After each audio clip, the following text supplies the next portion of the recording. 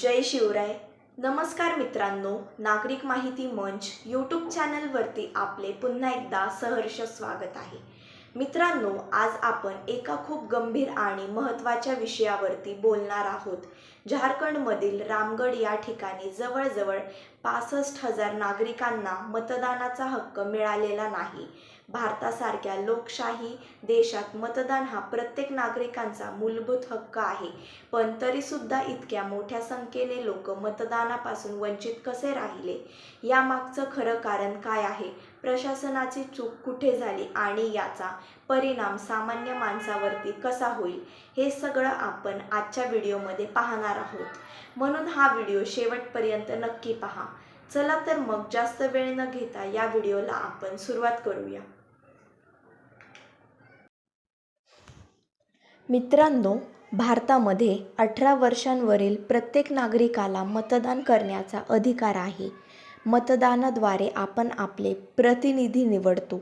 हे प्रतिनिधी आपल्यासाठी कायदे करतात, विकास कामं ठरवतात. त्यामुळे मतदान हा फक्त हक्क नाही तर आपली जबाबदारीसुद्धा आहे. लोकल बॉडी निवडणुका म्हणजे नगर परिषद, महानगरपालिका यामध्ये मतदान करणं खूप महत्त्वाचं असतं. कारण रोजच्या आयुष्याशी संबंधित निर्णय इथे घेतले जातात. पाणी, रस्ते, वीज, कचरा व्यवस्थापन वगैरे. रामगड हे झारखंड राज्यातील एक महत्त्वाचं शहर आहे.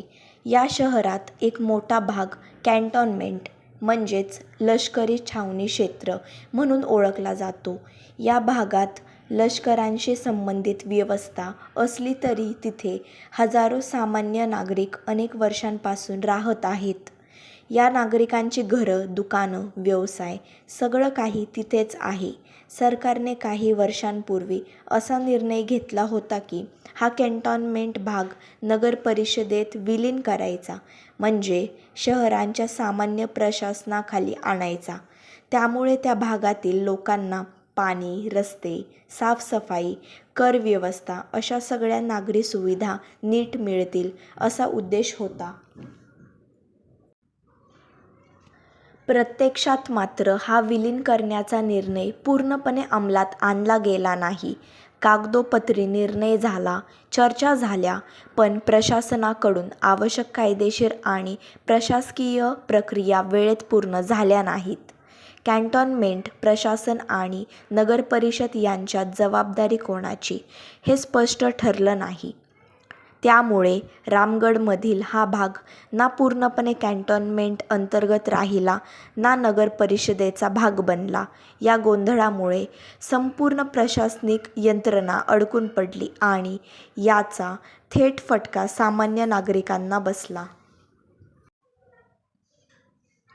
लोकल बॉडी निवडणुकांसाठी प्रत्येक भागाची मतदार यादी तयार केली जाते. कोणता भाग कोणत्या प्रशासनाखाली येतो यावरून मतदार यादी ठरते. रामगडमध्ये विलीन प्रक्रिया अपूर्ण असल्यामुळे प्रशासक ठरवू शकले नाही की या नागरिकांची नावं कुठल्या मतदार यादीत घ्यायची. परिणामी सुमारे 65,000 नागरिकांची नावं कुठल्याच मतदार यादीत समाविष्ट झाली नाहीत. नाव मतदार यादीत नसेल तर मतदान करणं शक्य नसतं. म्हणजेच या लोकांनी कोणताही कायदा मोडला नसताना फक्त प्रशासनाच्या चुकांमुळे यांचा मतदानाचा मूलभूत हक्क हिरावला गेला. या प्रकरणात नागरिकांची कुठलीही चूक नसताना त्यांना शिक्षा भोगावी लागली. लोक कर भरतात, नियम पाळतात, पण तरीसुद्धा त्यांना त्यांचा मूलभूत हक्क वापरता आला नाही. मतदानाचा हक्क गमावल्यामुळे या लोकांना स्थानिक सरकारमध्ये आवाजच राहिला नाही. हे प्रकरण दाखवून देतं की प्रशासनाने वेळेत निर्णय न घेतल्यास त्याचा थेट फटका सामान्य माणसाला बसतो आणि लोकशाहीसाठी ही फार गंभीर गोष्ट आहे. रामगड प्रकरणात सगळ्यात पहिली आणि मोठी जबाबदारी राज्य सरकार आणि संबंधित प्रशासनाची होती. कारण कॅन्टोन्मेंट भाग नगरपरिषदेत विलीन करण्याचा निर्णय सरकारनेच घेतला होता. निर्णय घेतल्यानंतर तो वेळेत पूर्ण करणं, आवश्यक कायदेशीर प्रक्रिया पार पाडणं आणि सर्व विभागांमध्ये समन्वय ठेवणं ही प्रशासनाचीच जबाबदारी असते. पण इथे निर्णय आणि प्रत्यक्ष अंमलबजावणी यामध्ये मोठी दरी राहिली. सरकारने निवडणुका जवळ येत आहेत हे माहीत असतानाही विलीन प्रक्रियेला गती दिली नाही, ही मोठी चूक ठरली. या प्रकरणात निवडणूक यंत्रणेचीही जबाबदारी महत्त्वाची होती. कोणत्याही निवडणुकीत मतदार यादी तयार करणं, ती तपासणं आणि नागरिकांना मतदानाचा हक्क मिळेल याची खात्री करणं हे निवडणूक प्रशासनाचं कर्तव्य असतं. रामगढमध्ये परिस्थिती गुंतागुंतीची असली तरी तात्पुरता उपाय शोधणं शक्य होतं. उदाहरणार्थ, विशेष मतदार यादी किंवा स्वतंत्र मतदान व्यवस्था करता आली असती, पण असा कोणताही ठोस पर्याय वेळेत राबवला गेला नाही. त्यामुळे हजारो नागरिक मतदानापासून वंचित राहिले. या संपूर्ण प्रकरणात कॅन्टोन्मेंट प्रशासन आणि नगरपरिषद यांच्यात योग्य समन्वय नव्हता. ही देखील मोठी जबाबदारी ठरते. कोणत्या भागातील नागरिक कोणत्या प्रशासनाखाली येतात याबाबत स्पष्टता नसल्यामुळे प्रश्न अधिक गंभीर झाला. दोन्ही यंत्रणांनी जबाबदारी एकमेकांवर ढकलली आणि त्यांचा फटका थेट नागरिकांना बसला. लोकशाही व्यवस्थेत अशा प्रकारची ढिलाई मान्य होऊ शकत नाही. त्यामुळे रामगढ प्रकरण हे केवळ एका भागाचं नाही तर संपूर्ण प्रशासनिक व्यवस्थेच्या अपयशाचं उदाहरण मानलं जातं. रामगढ प्रकरणाचा सगळ्यात मोठा परिणाम म्हणजे नागरिकांचा लोकशाहीतील मूलभूत हक्कच वापरता आला नाही. मतदान हा प्रत्येक नागरिकांचा आवाज असतो, पण जवळपास 65,000 लोकांना मतदान करता न आल्यामुळे त्यांचा आवाजच बंद झाला. कोणताही प्रतिनिधी निवडता न आल्यामुळे स्थानिक सरकारमध्ये त्यांचं प्रतिनिधित्व राहिलं नाही. हे लोकशाहीसाठी खूप धोकादायक आहे, कारण लोकांचा सहभाग नसेल तर लोकशाही फक्त कागदावर उतरते. मतदानाचा हक्क गमावल्यामुळे नागरिकांच्या रोजच्या आयुष्यावरही वाईट परिणाम होतो. नगरपरिषदेत प्रतिनिधी नसल्यामुळे त्यांच्या भागातील समस्या कोण मांडणार, हा मोठा प्रश्न उभा राहतो. पाणी पुरवठा, रस्त्याची व्यवस्था, साफसफाई, आरोग्य सुविधा, स्ट्रीट लाईट्स अशा मूलभूत गोष्टींकडे दुर्लक्ष होतं. लोक कर भरत असतात, पण त्यांना बदल्यात सुविधा मिळत नाहीत. त्यामुळे नागरिकांमध्ये प्रशासनाबाबत नाराजी आणि असंतोष वाढतो. या घटनेमुळे नागरिकांमध्ये अन्यायाची भावना निर्माण झाली आहे. आपण देशाचे जबाबदार नागरिक असूनही आपल्याला हक्क नाकारले जात आहेत, अशी भावना लोकांच्या मनात बसते. याचा परिणाम समाजातील विश्वासावर होतो. प्रशासनावरचा विश्वास कमी होतो आणि लोकांमध्ये निराशा वाढते. काही वेळा यामुळे सामाजिक तणावसुद्धा निर्माण होऊ शकतो.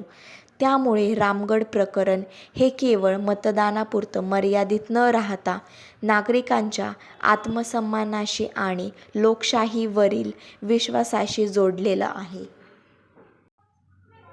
मित्रांनो, रामगढ प्रकरणातून आपल्याला सगळ्यात मोठा धडा मिळतो तो म्हणजे नागरिकांनी स्वतःच्या हक्कांबाबत सतर्क आणि जागरूक राहणं खूप गरजेचं आहे. मतदानाचा हक्क आपोआप सुरक्षित राहतो असं समजणं चुकीचं आहे. आपलं नाव मतदार यादीत आहे की नाही, आपला भाग कोणत्या प्रशासनाखाली येतो हे तपासणं प्रत्येक नागरिकाचं कर्तव्य आहे. वेळेत प्रश्न विचारले नाहीत तर प्रशासनाच्या चुकांचा फटका थेट आपल्यालाच बसतो, हे या घटनेतून स्पष्ट होतं. या प्रकरणातून हेही शिकायला मिळतं की निर्णय घेणं जितकं महत्त्वाचं आहे तितकंच महत्त्वाचं त्यांची वेळेत अंमलबजावणी करणं आहे. सरकार किंवा प्रशासनाने एखादा निर्णय घेतला पण तो वेळेत पूर्ण केला नाही तर त्यांचे गंभीर परिणाम होऊ शकतात. विशेषतः मतदानासारख्या मूलभूत हक्कांच्या बाबतीत निष्काळजीपणा अजिबात चालत नाही. प्रशासनाने नागरिकांना केंद्रस्थानी ठेवून काम केलं पाहिजे, ही मोठी शिकवण या प्रकरणातून मिळते. रामगढ प्रकरण हे आपल्याला आठवण करून देतं की लोकशाही फक्त सरकारवरच अवलंबून नसते, तर ती नागरिक, प्रशासन आणि निवडणूक यंत्रणा सगळ्यांच्या सहभागातून मजबूत होते.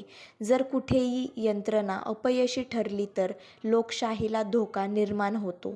म्हणूनच अशा घटनांवर चर्चा करणं, प्रश्न विचारणं आणि योग्य वेळी आवाज उठवणं फार महत्त्वाचं आहे.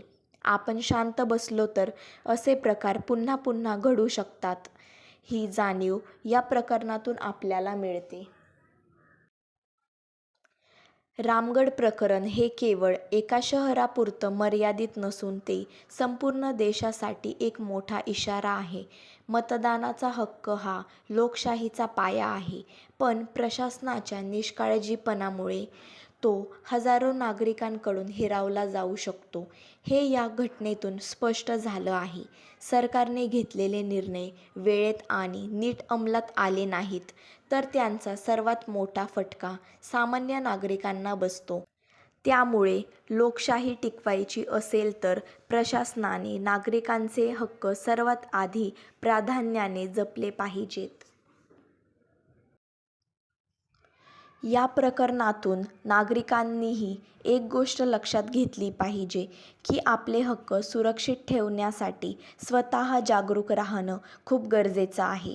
मतदार यादी तपासणं, प्रशासनाकडे प्रश्न विचारणं आणि चुकीच्या गोष्टींविरोधात आवाज उठवणं ही लोकशाहीची खरी ताकद आहे.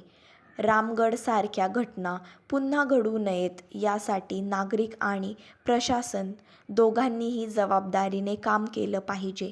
तेव्हाच आपली लोकशाही खऱ्या अर्थाने मजबूत राहील.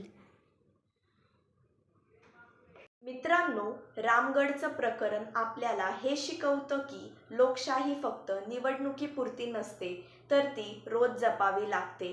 मतदानाचा हक्क हा आपला आवाज आहे आणि तो कुठेही दबला गेला तर त्याविरुद्ध बोलणं आपली जबाबदारी आहे. आज रामगढमध्ये जे घडलं ते उद्या कुठल्याही शहरात घडू शकतं. म्हणून आपलं नाव मतदार यादीत आहे की नाही याची खात्री करून घ्या आणि सजग नागरिक बना.